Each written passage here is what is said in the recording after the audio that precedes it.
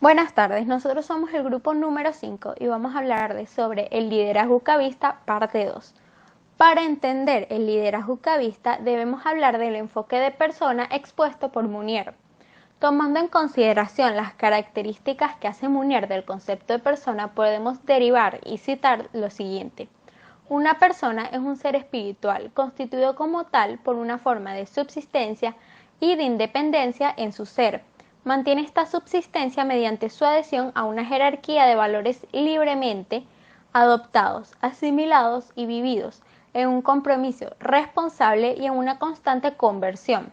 De esta manera unifica toda su actividad en la libertad y desarrollo de impulsos, además de actos creadores y por la singularidad de su vocación. De lo expuesto anteriormente podemos sacar algunos elementos que nos permitirán desarrollar o descubrir la esencia del liderazgo cavista.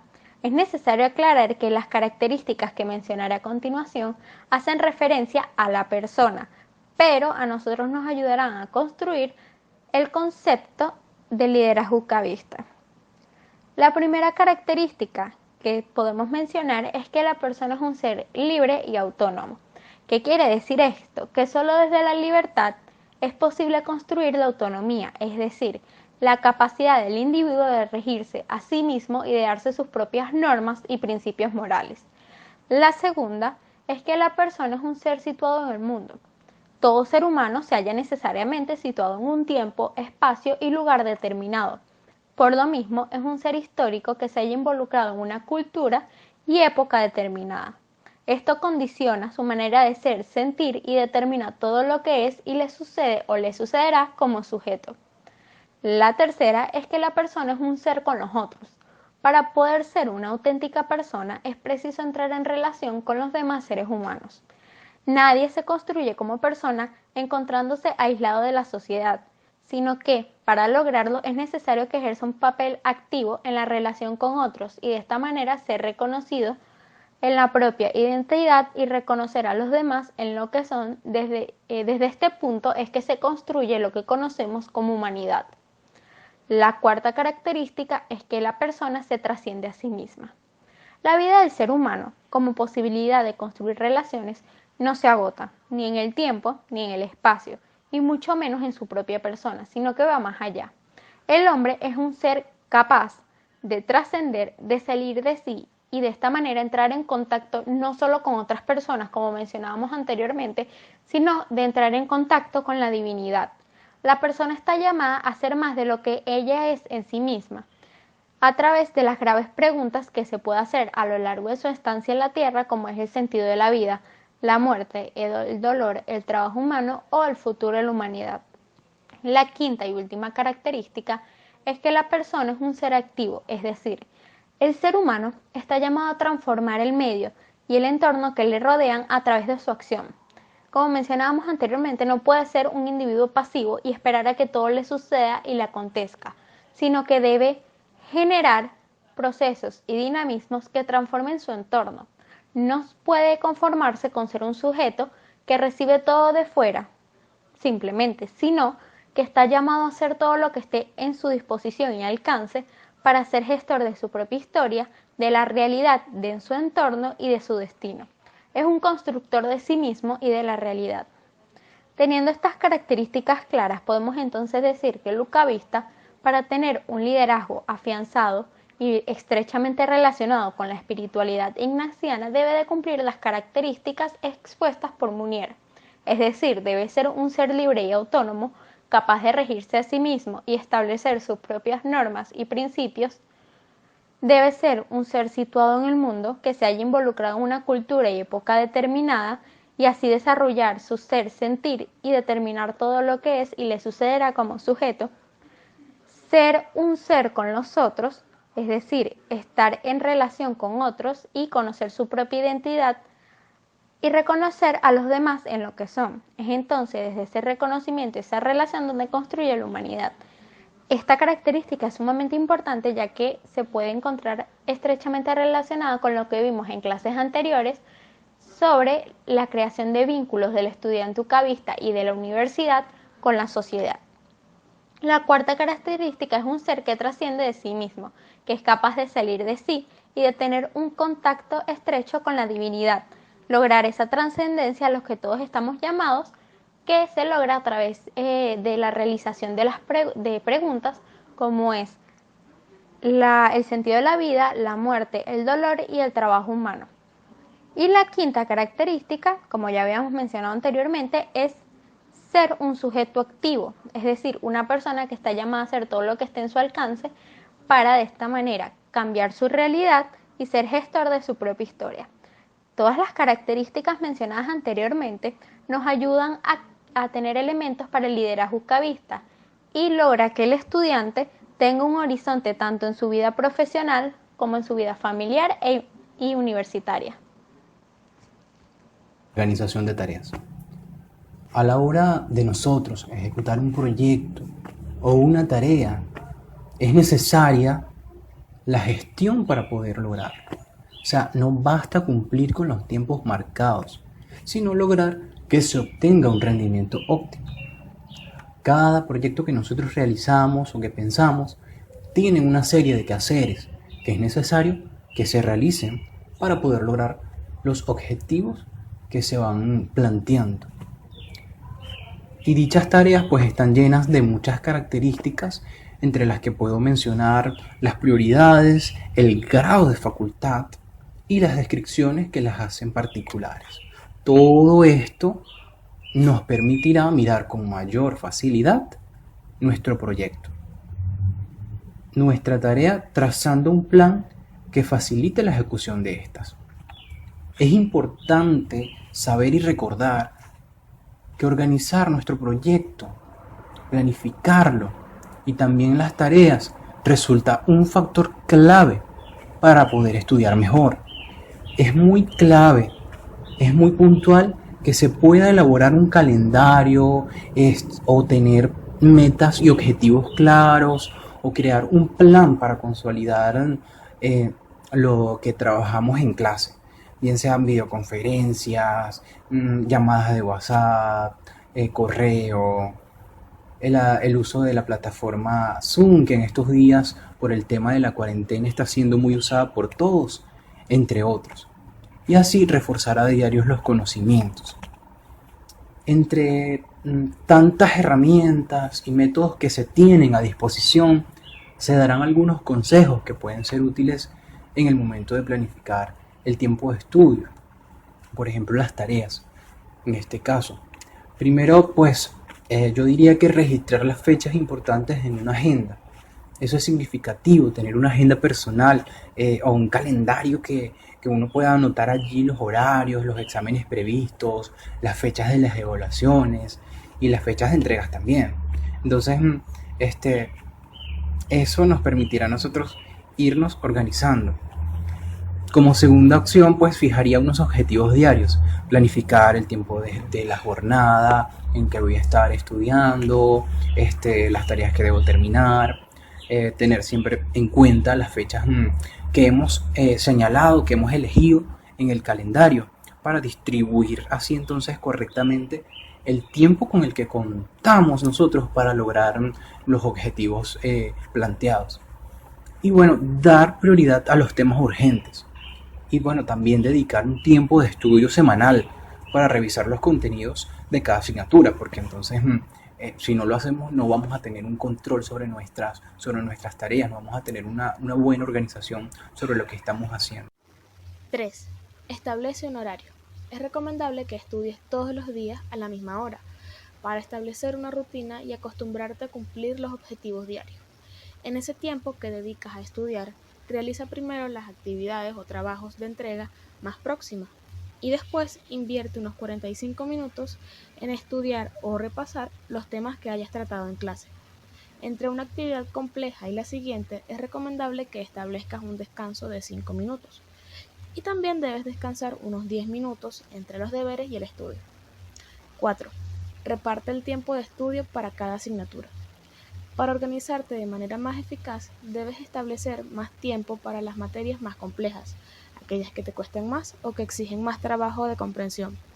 Puedes comenzar por las tareas o contenidos más complicados, ya que estarás menos cansado y podrás dejar lo más sencillo para el final. Otra buena técnica es intercalar tareas más complejas o exigentes con otras que te resulten más entretenidas y motivadoras. 5. Sé constante.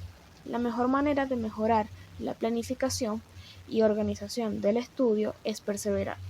Así que, aunque al principio te resulte complicado, estudia todos los días. Trata de cumplir las metas que te hayas marcado y respeta los horarios. Así verás cómo el trabajo da sus frutos. Pero si un día no puedes cumplir las horas o no llegas a revisar todos los contenidos marcados, no te preocupes ni te desanimes. Reajusta la planificación y retómala con nuevas fuerzas al día siguiente. Las herramientas que se poseen para percibir las ventajas de organizar el tiempo de estudio y de realizar las actividades pendientes son varias, las cuales se han hecho su puesto de importancia para la eficiencia del estudio universitario. Por ejemplo, los celulares inteligentes y dispositivos portátiles son, en gran medida, indispensables para la organización del estudio. De esta forma se asegura la inmediatez de actividades como realizar lecturas o la distribución de tareas en un grupo de estudio. Siguiendo la idea anterior, se agiliza la toma de decisiones sobre dichas tareas. También procura que sea de fácil acceso un calendario o cronograma donde se distribuyan las fechas de entrega de actividades, horas de estudio y lo que sea relevante para mejorar el rendimiento universitario. Como últimas consideraciones, enumeramos lo siguiente. 1. No te preocupes por qué deberías estudiar primero. Haz una rutina de estudio donde irás descartando actividad por actividad sin perder tiempo pensando en qué hacer. Y 2. Harás más con menos tiempo. Al dividir tu día en actividades, podrás realizar más actividades en menos tiempo, pues tu concentración está centrada en una sola tarea y no en varias a la vez. Así, te vuelves más eficiente para más objetivos. Ciclo de mejora continua aplicada a la planificación. El círculo de Deming. El ciclo PDCA o círculo de Deming, conocido así porque el Dr. William Edward Deming fue uno de los primeros que utilizó este esquema lógico en la mejora de la calidad y le dio un fuerte impulso. El ciclo PDCA es la metodología más usada para implementar un sistema de mejora continua, cuyo principal objetivo es la autoevaluación, destacando así los puntos fuertes que hay que tratar de mantener y las áreas de mejoras en las que se debe actuar. Las siglas PDCA corresponden al acrónimo de las palabras inglesas Plan, Do, Check, Act, equivalentes en español a planificar, hacer, verificar y actuar. La idea es lograr la mejora continua, es decir, el mejoramiento continuo de la calidad mediante la disminución de fallas, el aumento de la eficacia y la eficiencia, la solución de problemas y la previsión y eliminación de riesgos potenciales. El ciclo PDCA se interpreta de una manera muy sencilla. Cuando se busca obtener algo, lo primero que hay que hacer es planificar cómo conseguirlo. Después se procede a realizar las acciones planificadas. Hacer. A continuación se comprueba qué tal se ha hecho. Verificar. Y finalmente se implementan los cambios pertinentes para no volver a incurrir en los mismos errores. Actuar. Una vez terminado este ciclo, nuevamente se empieza el ciclo planificando su ejecución, pero introduciendo las mejoras provenientes de la experiencia anterior. El ciclo PDCA de mejora continua está compuesto por 4 etapas cíclicas de manera una vez terminada la etapa final, se debe volver a la primera y repetir el ciclo de nuevo. Esto es con el fin de lograr que las actividades sean reevaluadas periódicamente para incorporar nuevas mejoras. Las etapas que forman el ciclo PDCA son las siguientes. 1. En la planificación. Plan. Es la fase inicial del ciclo y consiste en la detección de los principales problemas existentes en un determinado ámbito. En esta fase se trabaja en la identificación del problema o actividades susceptibles de mejora. Se establecen los objetivos a alcanzar, se fijan los indicadores de control y se definen a los métodos o herramientas para conseguir los objetivos establecidos. 1. En hacer, o conocido como Do. Una vez identificado el problema, llega el momento de llevar a cabo el plan de acción. Mediante la correcta realización de tareas planificadas, la aplicación controlada del plan y la verificación y obtención del feedback necesario para el posterior análisis. Se ejecutan los cambios necesarios para efectuar las mejoras requeridas. Es conveniente aplicar una prueba piloto a pequeña escala para determinar el funcionamiento antes de hacer cambios a gran escala. A veces dentro del hacer del PDCA existirán pequeñas desviaciones que irán en función del resultado de la ejecución de la actividad planeada. Verificar, o mejor conocido como check. Una vez realizada la mejora, se procede a un periodo de prueba para verificar su buen funcionamiento. En caso de que la mejora no cumpla con las expectativas iniciales, se realizan modificaciones para ajustarla a los objetivos esperados. Para evitar subjetividades, es conveniente definir previamente cuáles van a ser las herramientas de control y los criterios para decidir si la prueba ha funcionado o no. Esta verificación se puede hacer de dos formas. Mientras se va ejecutando el plan de acción, vamos evaluando la eficacia de la actividad realizada. Esto es que genere el resultado esperado en los términos dispuestos, en tiempo, costo. La segunda es el análisis final que determine el resultado del plan de acción y nos oriente mejor hacia la etapa de ajustar. 3. Actuar. Finalmente, luego del periodo de prueba, se estudian los resultados y se comparan estos con el funcionamiento de las actividades antes de haber sido implementada la mejora. Si los resultados son satisfactorios, se implementará la mejora en forma de definitiva y a gran escala de la organización. Pero si no lo son, habrá que evaluar si hará cambios o se descarta la mejora. Una vez terminado el cuarto paso, se vuelve el primero, para estudiar nuevas mejoras a implementar. Hacer este ciclo trae consigo algunos beneficios que proporcionan una adecuada mejora de procesos, como son los siguientes. Sincronización. Se disminuyen tiempos, aumentando así la productividad. 5. Calidad. Se disminuyen errores, ayudando a prevenirlos. 6. Se disminuyen recursos materiales, aumentando así las eficiencias. Además del ciclo de mejora que acabamos de observar, también se pudiera hablar de otros sistemas de mejoras, vistos desde la espiritualidad ignaciana. Yo vengo a hablar del paradigma pedagógico ignaciano. El paradigma pedagógico ignaciano es un proceso consciente y dinámico que se realiza en 5 momentos, sucesivos y simultáneos, porque cada uno de ellos se integra con los demás, de tal manera que se afectan e interactúan durante todo su desarrollo. Incluye una perspectiva del mundo, de la vida, de Dios y una visión específica de la persona humana ideal que se pretende formar. Es un proceso consciente y dinámico en el que cada uno de sus pasos se integra de manera interactiva durante todo el proceso, promoviendo así un crecimiento constante en las personas o grupo de personas e instituciones, afectando siempre de él a la realidad involucrada. Como antes se ha mencionado, el modelo pedagógico ignaciano se desarrolla en 5 momentos sucesivos. El primer momento es situar la realidad en un contexto. Como nos referimos al liderazgo ucavista, cada ucavista entonces debe y necesita conocer el mundo que le rodea. La familia, los amigos, los compañeros, la vida escolar, etc. influyen en ese mundo y afectan al estudiante. En este caso, a nosotros los ucavistas, para bien o para mal. Igualmente, conocer el contexto social, político, económico, cultural, religioso, etc. en el que la acción educativa se realiza. El segundo momento es experimentar desde la realidad. La experiencia ignaciana va más allá de la comprensión puramente intelectual. La pedagogía ignaciana busca que todo el hombre, mente, corazón y voluntad se implique en la experiencia educativa. Es decir, las dimensiones afectivas del ser humano han de quedar tan involucradas como las cognitivas.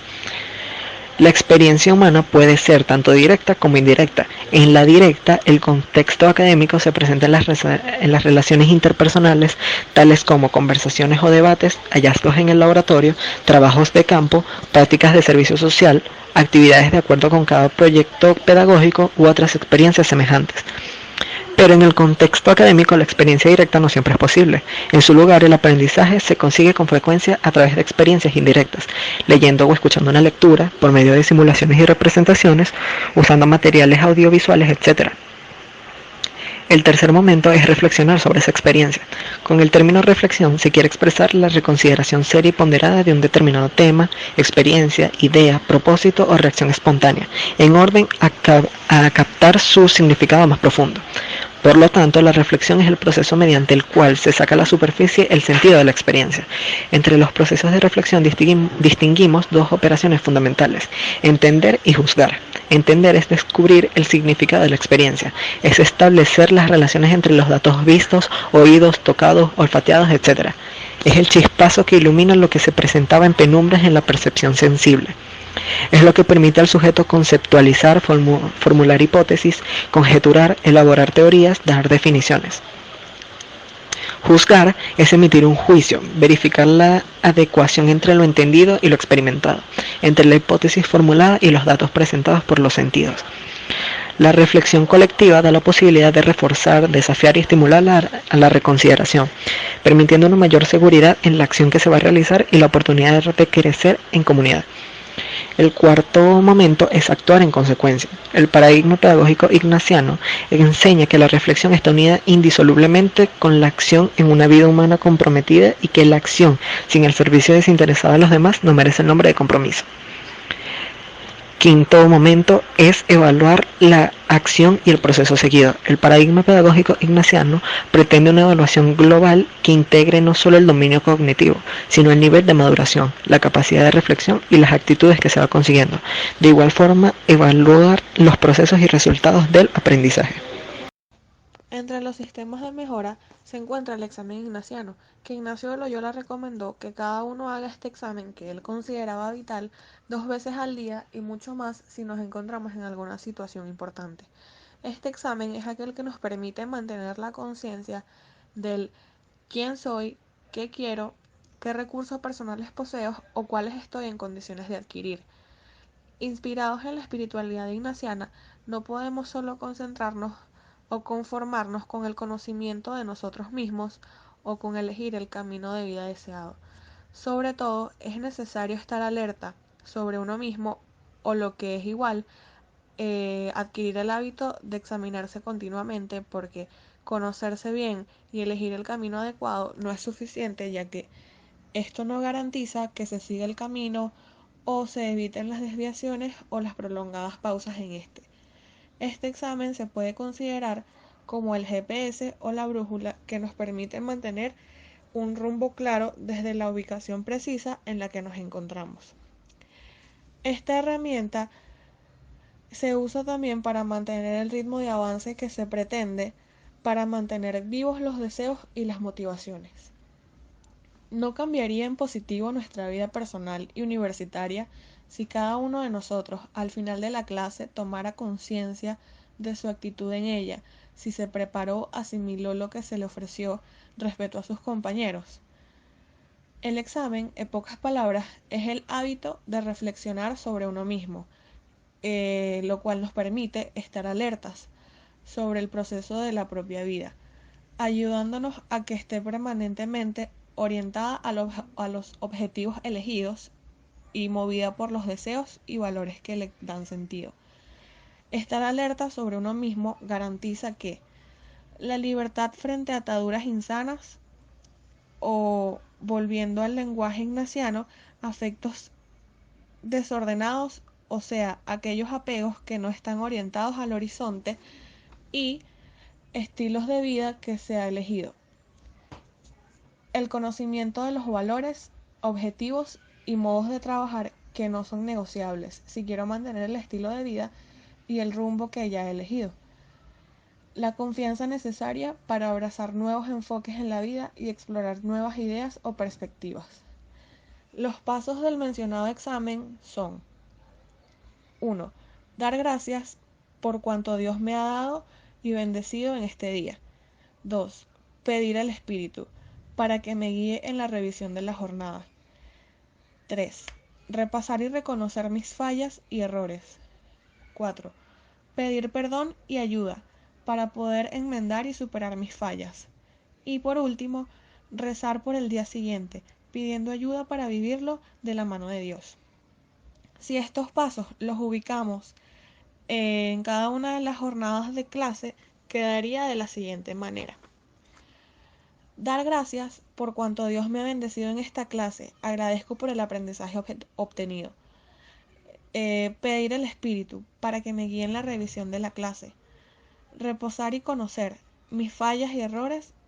Mirar mi actitud, si no fue la más adecuada, y preguntarme el por qué no lo fue. Y las 4 y la 5 no varían. Pedir perdón y ayuda para poder enmendar y superar mis fallas y rezar por el día siguiente pidiendo ayuda para vivirlo de la mano de Dios. Mi nombre es Felipe Ruiz y para terminar quisiéramos darle una reflexión final sobre el liderazgo ucavista. Ser un líder ucavista implica tener libertad y autonomía para regirnos por nosotros mismos, para tomar nuestras propias decisiones. Esa libertad nos llevará a sentir y gustar lo que hacemos, nos hará sensibilizarnos por el otro, nos ayudará a mirarnos y a mirar al otro con humildad para poder construir relaciones personales fundadas en el amor, en la comprensión, en la gratuidad. Nos impulsará a estar siempre dispuestos a construir una nueva sociedad.